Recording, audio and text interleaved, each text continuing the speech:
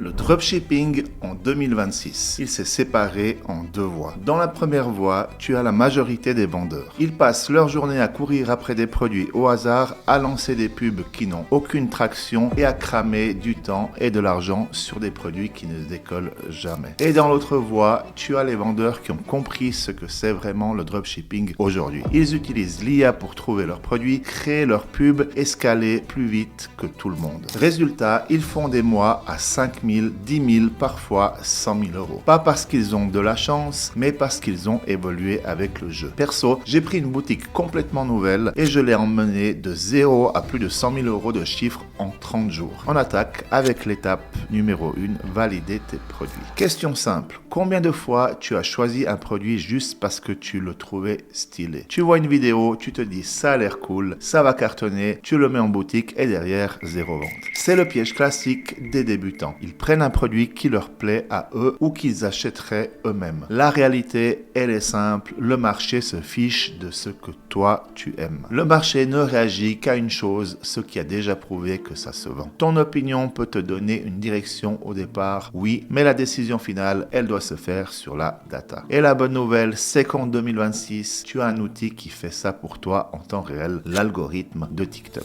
TikTok, aujourd'hui, ce n'est plus juste un réseau social, c'est un marketplace vivant qui te montre en direct ce que les gens regardent, ce qui fait des ventes. Dès que tu vois le même produit revenir encore et encore sur plusieurs comptes avec des vues, des commentaires, des gens qui te demandent où je peux l'acheter, ce n'est pas un hasard. C'est TikTok qui te met la demande sous le nez. La prochaine fois que tu scrolles, ne te contente pas de regarder, interagis avec les vidéos de produits qui semblent marcher, like, commente, partage. Tu entraînes ton feed à te montrer de plus en plus de produits chauds. En 20-30 minutes, si tu fais ça sérieusement, tu peux déjà avoir 3-5 produits avec de vraies preuves d'engagement, pas juste un feeling. Et derrière, tu les passes dans un filtre très simple en 3 questions. Est-ce qu'il y a une preuve d'engagement? Tu veux voir le produit sur plusieurs créateurs avec des vues régulières, des likes et surtout des commentaires de gens intéressés. Est-ce que ça résout un problème ou ça crée un désir? Un produit qui enlève une douleur, qui fait gagner du temps, qui rend la vie plus simple ou qui crée clairement un je le veux maintenant, ça convertira toujours mieux qu'un gadget random. Est-ce que c'est scalable? Est-ce que ça parle à une audience assez large ou c'est un micro-délire qui va mourir dans 2 semaines? Tu veux des produits que tu peux pousser longtemps, pas juste un buzz de 3 jours. Si tu fais ça sérieusement, rien qu'avec TikTok et ce filtre, tu peux faire de 2026 ta meilleure année. Mais valider le produit, c'est juste la première étape. Maintenant qu'on a des produits qui ont de la demande, on va répondre à la question pourquoi 2 personnes peuvent vendre exactement le même produit et qu'il n'y en a qu'un qui gagne de l'argent. C'est là qu'on passe à l'étape de trouver les angles de pub qui font vraiment vendre. Bonne nouvelle, tu as déjà commencé le travail sans le savoir. Quand tu scrollais TikTok pour trouver des produits, tu étais aussi en train de récupérer des angles de pub. Tous les contenus qui reviennent en boucle, ce sont littéralement des pubs qui fonctionnent, même si ce n'est pas marqué comme sponsorisé. Ton objectif maintenant, c'est de sortir 3-5 angles différents par produit. Pourquoi? Parce qu'un même produit ne parle pas à tout le monde pour la même raison. Imaginons que tu vends un blender portable. Tu as la personne orientée santé qui veut préparer des smoothies propres et rapides, l'étudiant qui veut quelque chose de pratique au bureau, le voyageur qui veut un truc compact à mettre dans ton sac. Le produit est le même, mais l'angle émotionnel n'a rien à voir. Donc tu dois créer une pub pour chacun de tes profils. Concrètement, comment tu fais? Tu repères les vidéos qui marchent le mieux pour ton produit ou des produits similaires. Tu analyses comment ça commence, quel problème est montré, quel résultat est mis en avant, quelle émotion est utilisée, frustration, satisfaction, peur de rater, confort. Ensuite, tu transformes ça en variante. Tu gardes la structure, mais tu changes le persona, le contexte, le bénéfice. En 2026, l'IA te simplifie ce processus. Tu peux utiliser des outils pour t'aider à réécrire les scripts, proposer des hooks, générer des voix off, adapter le rythme. L'idée, ce n'est pas de faire une pub parfaite, c'est de sortir assez de versions pour que la data te dise ce qui marche. Et maintenant qu'on a des produits validés et des pubs solides, il nous manque une chose, l'endroit où tu vas envoyer tout ce trafic. C'est l'objet de l'étape 3, avoir une boutique qui donne envie d'acheter en 3 secondes.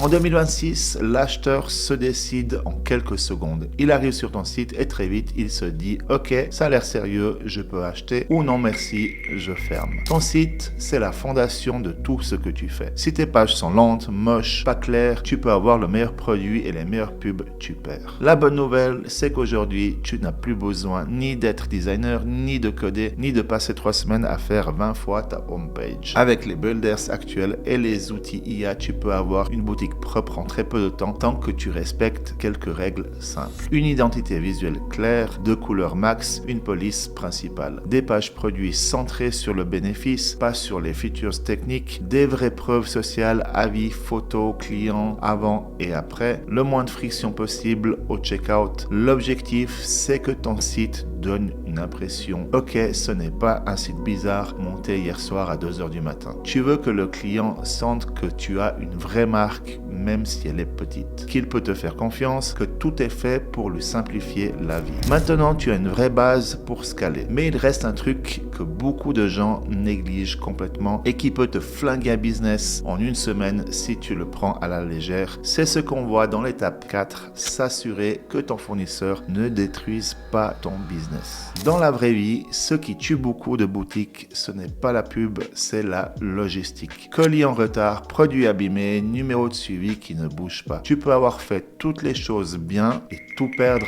là-dessus. En 2026, si tu veux durer, ton fournisseur doit travailler pour toi, pas contre toi. Il faut qu'il coche 3 cases. Des options d'entrepôt adaptées idéalement des stocks en Europe ou aux US pour des best-sellers ou un minimum des délais clairs et maîtrisés. Du vrai stock, pas du dropshipping, du dropshipping. Beaucoup de pseudo-fournisseurs en réalité achètent eux-mêmes à un autre fournisseur. Résultat, double délai, double problème. Toi, tu veux quelqu'un qui a la main sur le produit. Le jour où ton produit explose, tu ne veux pas entendre « Désolé, on n'a plus de stock, revenez le mois prochain ». Un bon fournisseur, ça te fait gagner du temps et de la crédibilité et ça t'évite remboursement et les galères Stripe et PayPal. Si tu prends ça au sérieux maintenant, tu ne seras pas en train de paniquer le jour où tu commences à faire 30, 40, 50 commandes par jour. Et une fois que tu as produit validé, angle de pub solide, boutique clean, logistique fiable, il reste l'étape qui fait toute la différence entre je tourne en rond et je sais quoi scaler. C'est là que tout se joue. L'étape 5, le test qui te dit clairement quoi scaler.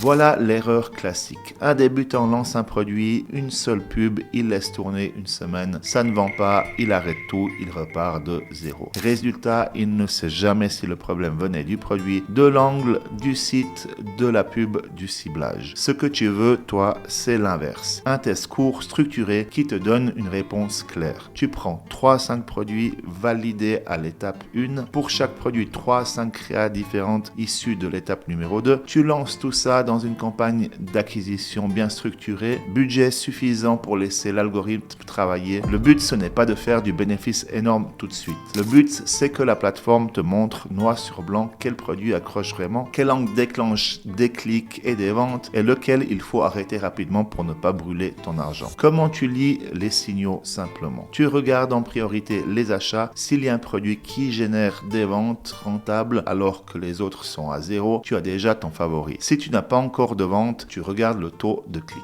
Au-dessus d'environ 2,5% sur Facebook ou Instagram, tu sais que l'angle parle aux gens. Tu regardes tes CPM. Si tes coûts pour 1000 impressions restent raisonnables et que ton CTR est bon, c'est que ta plateforme voit du potentiel. L'idée, c'est qu'au bout de 1 à 2 jours de test, tu n'es plus dans le flou. Tu as un combo produit-créa qui sort du lot. À partir de là, ton job, ce n'est pas de tout relancer à zéro. C'est de promouvoir le gagnant. Tu dupliques la partie qui marche dans une nouvelle campagne dédiée. Tu augmentes le budget intelligemment. Tu crées de nouvelles variantes de pub à partir de ce qui a déjà fonctionné. C'est à ce moment-là que tu changes changes de voie. Tu n'es plus en train de courir après des produits au hasard. Tu n'es plus en train de prier pour que ça marche. Tu as une méthode pour trouver des produits avec de la demande, une méthode pour sortir des angles qui vendent, une boutique qui convertit, une logistique qui suit, un test clair qui te dit quoi scaler. À partir de là, ton rôle en 2026, ce n'est plus de réinventer chaque semaine, c'est de répéter ce process, de l'affiner et de rester dans la bonne voie. Tu viens de voir les 5 étapes qui font passer une boutique de 0 à des chiffres que la plupart n'osent même pas viser. Et ce que tu dois vraiment retenir, c'est que tout ça fonctionne ensemble. Ce n'est pas un truc ou une astuce, c'est un processus complet qui te permet de sortir de la mauvaise voie. Celle où tu changes constamment de produit, où tu doutes de tout, où tu n'arrives jamais à comprendre ce qui bloque. Parce que tant que tu restes dans cette voie-là, tu ne peux pas gagner. Tu seras toujours en train de rattraper les autres, de courir après les tendances, de tester des produits sans comprendre pourquoi ils ne décollent pas. Mais dès que tu changes de voie et que tu commences à travailler avec une vraie méthode, tout devient plus clair.